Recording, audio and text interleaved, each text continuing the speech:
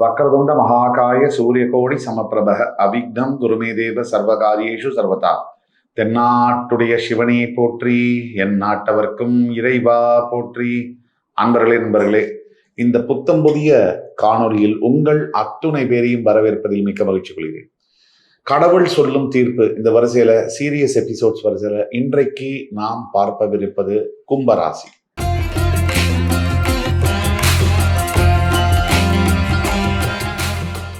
காலபுருஷ தத்துவத்துடைய 11ஆம் வீடு கும்பராசி. இந்த வீடியோல நம்ம என்ன பார்க்க போறோம் அப்படிங்கறது ஒரு அறிமுகமா நம்ம பேசணும். இந்த வீடியோக்கு ஒரு அறிமுகம் கொடுக்கணும் அப்படின்னா, எல்லா மனுஷங்களுக்குமே லைஃப்ல மாறி மாறி மாறி மாறி சந்தர்ப்பங்களும் சூழ்நிலைகளும் வந்துட்டே இருக்கும்.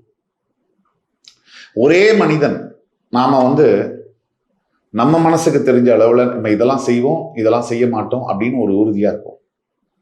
ஆனா சந்தர்ப்பமும் சூழ்நிலையும் மாறும்போது நம்மளுடைய குணாதிசயமும் மாறுது. கோவமே படாத ஒருத்தர் உச்சகட்ட கோபத்துக்கு ஆளாறாரு. பயங்கர கோபமா இருந்தவர் ரொம்ப அமைதியா இருக்காரு. இது எல்லாமே சந்தர்ப்பத்துக்கும் சூழ்நிலைக்கும் ஏற்ற மாதிரி மாறுது. இந்த ஒவ்வொருத்தருக்கும் தான் மனசுல இருக்கக்கூடிய கேள்வி நான் இதுவரைக்கும் நல்ல காரியங்கள் செஞ்சிருக்கேன், நிறைய பேருக்கு நல்லதை செஞ்சிருக்கேன், நிறைய பேருக்கு உதவி பண்ணியிருக்கேன், மனதறிஞ்சு யாருக்கும் கெடுதல் நினைக்கல. ஆனா எனக்கு வாழ்க்கையில படாத துன்பம். என் பக்கத்துல தப்பு தான் பண்றாங்க, அவங்களுக்கெல்லாம் லைஃப் ரொம்ப சூப்பரா இருக்கு. இந்த கேள்வி எழாத கும்பராசினியர்கள் இருக்க முடியாது. அப்போ நீ எல்லாருடைய லைஃப்லயும் பாருங்களேன், நிறைய நல்லது கெட்டது நல்லது கெட்டது மாறி மாறி வருது இல்லையா? கடைசியில என்ன நடக்குது அதுதான் ரொம்ப முக்கியம். லாஸ்ட் கடவுள் சொல்லக்கூடிய தீர்ப்பு என்ன? இப்ப நல்லதுல அது முடிஞ்சதுன்னா பின்னாளில் நடந்தது எல்லாமே நல்ல காரணமா மாறும். கெடுதல்ல முடிஞ்சதுன்னா பின்னாடி என்ன நல்லது நடந்திருந்தாலும் அது தப்பான காரணமா மாறுது. இவ்வளவுதான். இப்ப இந்த வீடியோல கும்பராசிக்கு கடவுள் சொல்லக்கூடிய தீர்ப்பு என்ன, எப்படி பார்க்க போறோம்? ஏன் எனக்கு இவ்வளவு கஷ்டங்கள், அந்த கேள்விக்கான பதில்கள். என்னுடைய வாழ்க்கை பாதை எதை நோக்கி செல்கிறது, அந்த கேள்விக்கான பதில்கள். என்ன செஞ்சா எனக்கு நல்லது அப்படிங்கிறது நடக்குமா? நடக்கும்னா எப்ப நடக்கும்? நான் செய்ய வேண்டியதெல்லாம், ஆனா கடவுள் எனக்கு என்ன செய்வாரு அதை பத்தி தெரிஞ்சுக்கணும்ல. அது கடைசியா முடிவுரை. இப்படியாக இந்த காணொலியை தொகுத்து வழங்கணும். இப்ப ஏன் எனக்கு இவ்வளவு கஷ்டங்கள் அப்படிங்கிற கேள்விக்குள்ள நம்ம போனோம்னா, ஃபர்ஸ்ட் 7 சனி நடக்கும் போது உங்களுக்கு மாத்திரம் இல்லை, 12 ராசியில் இருக்கக்கூடிய யாரா இருந்தாலும் சரி. இப்ப நீங்க மகர ராசி அன்பர்கள்ட்ட போய் கேட்டீங்கன்னா 7 சனியுடைய தாக்கம் முழுமையா எப்படி இருந்துச்சுன்னு தெரியும். உங்களுக்கே ஜென்ம சனியை பார்த்திருக்கீங்க, தெரியும். இப்ப 7 சனியுடைய தாக்கம் தான் முக்கிய 3 காரணங்கள்ல முதல் காரணம் 7 சனியுடைய தாக்கம் கும்பராசி. 2வது காரணம் என்ன? இந்த 7 சனியினால என்னென்ன நடந்துச்சு அதுக்கப்புறம் பார்ப்போம். 7 சனி கொடுத்த தாக்கத்தினால கும்பராசி நேயர்களுக்கு மனசு சுக்குநூறா உடஞ்ச வண்ணம் இருக்கு. ஒரு நம்பிக்கையே இல்லை. இனிமே அடுத்த ஸ்டெப் எடுத்து வைக்கிறதுக்கே பயமா இருக்கு. மனசுக்குள்ள அப்படியே இருட்டா எல்லாம் முடிஞ்சுது அப்படிங்கிற மாதிரி, இனிமே என்ன இருக்கு நடக்கிறதுக்கு அப்படிங்கிற மாதிரி இருக்கு. உண்மையில பார்த்தோம்னா ஒரு மிகப்பெரிய இருட்டுல இருந்து வர்றதுதான் விளக்கு. இங்க விளக்கு பயங்கர வெளிச்சமா இருக்கு எங்க பார்த்தாலும். அப்ப விளக்குடைய அருமை ஏதாவது தெரியுமா? தெரியாது. ஆனா ஒரு கம்ப்ளீட் இருட்டு, அதுல ஒரு சின்ன விளக்கு இருந்தா கூட அதோடைய பிரகாசம் எப்படி இருக்கும்? அதுதான். இப்போ அந்த காலகட்டத்துக்கு தான் நீங்க பயணிக்க போறீங்க. ஃபர்ஸ்ட் காரணம் 7 சனியினால பெரிய துன்பங்கள். அதாவது மனசுல இருக்கிறதெல்லாம் பேசுனாங்கன்னா கும்பராசி நேயர்கள் மற்றவங்கள்ட்ட பேசும்போதே அழுக வந்துடும், உடஞ்சிருவீங்க. அதை தவிர கடந்த கால வாழ்க்கையில நடந்த சில சம்பவங்கள் மறக்க முடியல, அந்த நினைவுகள் மறுபடி நம்மளை தாக்கிக்கிட்டே இருக்கு. அதுக்கு அடுத்ததாக 2வது காரணம் ஏன் இந்த கஷ்டங்கள், கும்பராசிக்கு அடிப்படையில ஒரு குணாதிசயம் இருக்கு. அந்த குணாதிசயத்துல தப்பு இல்லை. அந்த குணாதிசயத்தை எந்த அளவு, எல்லாத்துக்கும் ஒரு அளவு இருக்கு, அந்த அளவு தான் தெரியல கும்பராசி. அதுதான் தவறு. சகிப்புத்தன்மை, டாலரன்ஸ் லெவல்னு சொல்றோம். இந்த கும்பராசினியர்களுக்கு இந்த சகிப்புத்தன்மையானது ரொம்ப அதிகமா இருக்கு. அது நல்லதும் கூட, கெட்டதும் கூட.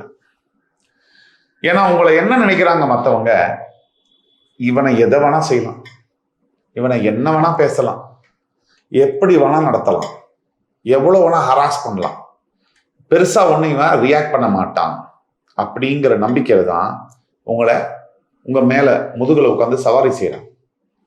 இது ரெண்டாவது. ஏன் இந்த கஷ்டங்கள்னா இதனால, இந்த குணத்தினாலதான் அவ்வளவு கஷ்டங்கள். மூணாவது கஷ்டங்கள், கும்பராசிக்கு என்ன பிரச்சனை அப்படின்னா அவநம்பிக்கை அதிகமாக இருக்கு. ஒரு விஷயத்தை நம்ம வாழ்க்கையில வாழும்போது நல்லது நடக்கணும் அப்படிங்கிறத மேனிஃபெஸ்ட் பண்ணணும்னு சொல்லுவாங்க. நம்பிக்கை, அதை விதைக்கணும். நடக்காத விஷயம் கூட நல்லது. ஆனா நம்ம நடக்கிற விஷயத்த கூட இது நடக்குமா அப்படின்னு நம்பிக்கை இல்லாம பேசுறதுனால அது நடக்காமையே போயிடுது. இப்படி பல பேரோட வாழ்க்கையில் நடக்குது. இது கும்பராசிக்கு ஒரு பெரிய குறை. ஏன் இவ்வளவு கஷ்டங்க அப்படிங்கிறதுக்கு காரணம், இப்போ வாழ்க்கை பாதை எதை நோக்கி பயணிக்கிறது? முதல்ல ஜென்ம ராசியிலிருந்து சனி வெளியே போயாச்சு. உங்களுடைய 10, 12, 2ஆம் வீடுகளை குரு பார்வை விழுது. இப்ப இதனால உங்களுக்கு என்ன லாபம் அப்படின்னு பார்த்தா பெரிய லாபங்கள் இருக்கு. வாழ்க்கை பயணம் வந்து இதற்கு முன்னாடி இப்போ 2-3 வருஷமா இருந்த அளவிற்கான பிரச்சனைகள் இருக்காது, கண்டிப்பா இருக்காது.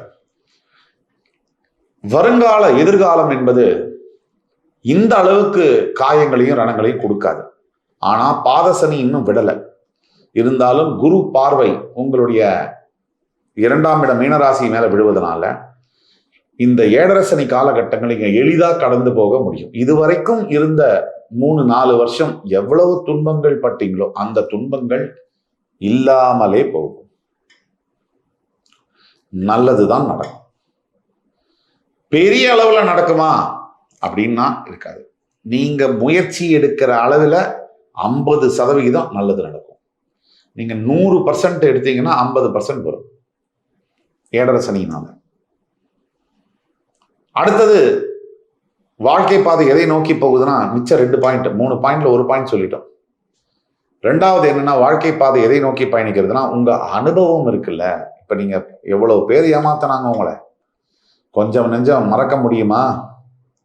உங்களால அதை மறந்துட்டு நிம்மதியா இருக்க முடியுதா? எத்தனை ஏமாற்றங்கள், எத்தனை பேர் துரோகம் பண்ணாங்க, கூடவே இருந்து குழி பறித்தவங்க எத்தனை பேர். அதெல்லாம் உங்களால வந்து ஃபர்கிவ் பண்ண முடியுமா? மன்னிக்க முடியுமா? மறக்க முடியுமா?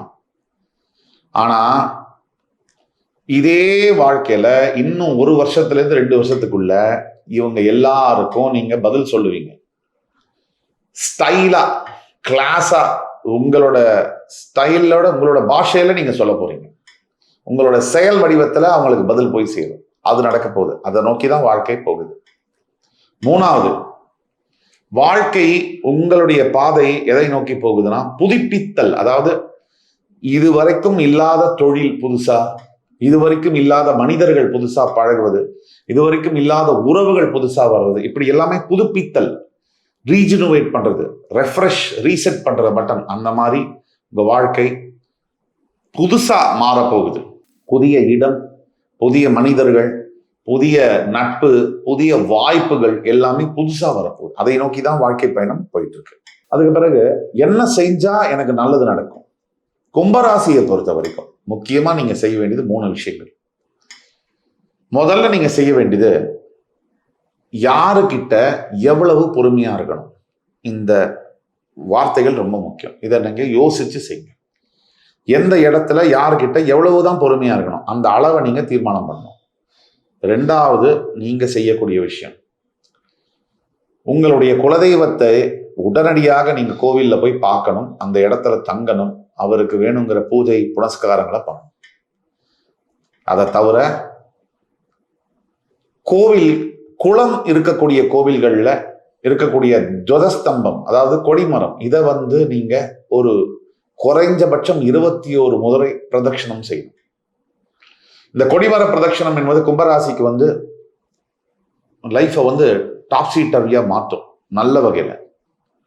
மூன்றாவது நீங்க செய்ய வேண்டியது, யார் யாருக்கு கும்பராசியில பெற்றோர்கள் இருக்கிறாங்களோ அவங்களுக்கு பிடிச்ச 3 விஷயத்த செய்யணும்.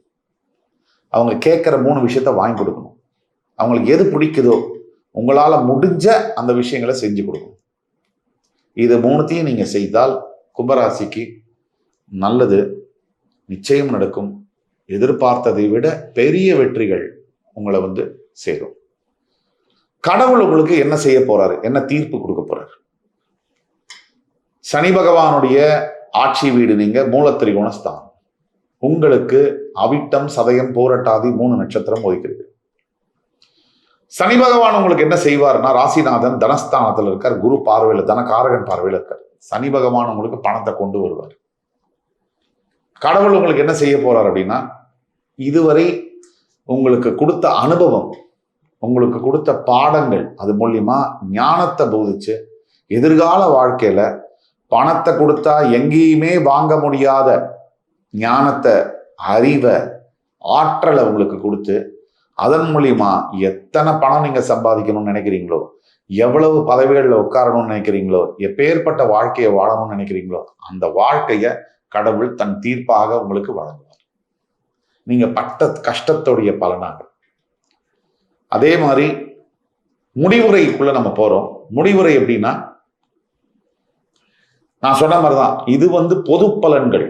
இப்ப நம்ம பேசக்கூடியதெல்லாம் பொது பலன்கள். ஆனால் உங்களுடைய தனிப்பட்ட ஜாதகத்துல லக்னாதிபதி தசாபக்தியுடைய பலன்களும் நாம சொல்லுவதோட சேருமோ, நல்லபடியா சேர்ந்தால் கும்பராசினியர்களுக்கு இப்ப நாம சொல்றதை விட 100 மடங்கு வெற்றிகள் கிடைக்கும். உங்களுடைய தனிப்பட்ட ஜாதகத்தை பார்க்கணும்னா கீழே கொடுக்கப்பட்டுள்ள வாட்ஸ்அப் நம்பரை தொடர்பு கொண்டு பார்க்கும்போது உங்களுக்கான ஆன்லைன் கன்சல்டேஷன் அல்லது நேரடி கன்சல்டேஷன் மூலியமா துல்லியமா உங்க ஹாரோஸ்கோப்ல என்ன இருக்கு அதோடைய ப்ரிடிக்ஷன்ஸை சொல்ல முடியும். கண்டிப்பா கும்பராசினியர்கள், கடவுள் சொல்லும் தீர்ப்பு உங்களுக்காக காத்திருக்கு. உங்களுடைய உழைப்பு நீங்க தான் போடணும். தைரியம், நம்பிக்கை, இந்த துணையோட வாழ்க்கையை முன்னெடுத்து செல்லுங்க. இந்த வீடியோ உங்களுக்கு பிடிச்சிருக்கும்னு நம்புறேன். அடுத்து வரும் காணொலியில் மறுபடி என் அன்புமிக்க கும்பராசினியர்களை சந்திக்கும் வரை உங்களிடமிருந்து விடைபெறுவது உங்கள் சுபாஷ் பாலகிருஷ்ணன். நன்றி, வணக்கம், வாழ்க வளமுடன்.